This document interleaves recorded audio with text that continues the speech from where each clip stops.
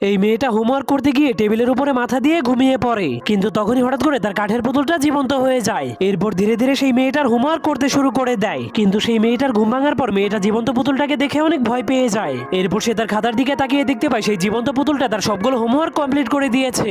যা দেখার পর মেয়েটা অনেক খুশি হয়ে পুতুলটাকে নিজের কলমটা উপহার দিয়ে দেয়। এরপর সে হোমওয়ার্কের খাতাটাকে নিয়ে স্কুলে চলে যায়, কিন্তু মেয়েটা স্কুল থেকে ফিরে আসার পর কাঠের পুতুলটাকে বলে, তোমার করা হোমওয়ার্কে আমি সব থেকে বেশি নাম্বার পেয়েছি। এজন্য মেয়েটা অনেক খুশি হয়ে কাঠের পুতুলটাকে বলে, তুমি আজকেও আমার সবগুলো হোমওয়ার্ক কমপ্লিট করে দাও। এটা বলে সে ভিডিও গেম খেলার জন্য চলে যায়, কিন্তু সেই কাঠের পুতুলটা যত বেশি হোমওয়ার্ক করছিল সে তত বেশি বড় হচ্ছিল। কিন্তু সেই মেয়েটা এসব বিষয়ে কিছুই জানতো না, কারণ সে সারাদিন আরাম করে শুয়ে শুয়ে গেম খেলতো। এরপরের দিন সকালে সেই কাঠের পুতুলটা মেয়েটাকে ঘুম থেকে জাগালে মেয়েটা অনেক অবাক হয়ে যায়, কারণ সেই ছোট্ট কাঠের পুতুলটা তার মতোই বড় হয়ে গিয়েছিল। এরপর কাঠের পুতুলটা মেয়েটাকে ভিডিও গেম দিয়ে বলে, তুমি আরাম করে বসে বসে গেম খেলো, আর আমি তোমার জায়গাতেই স্কুলে যাচ্ছি। তখন সেই কাঠের পুতুল স্কুলে যাওয়ার পর মেয়েটা অনেক খুশি হয়ে গেম খেলতে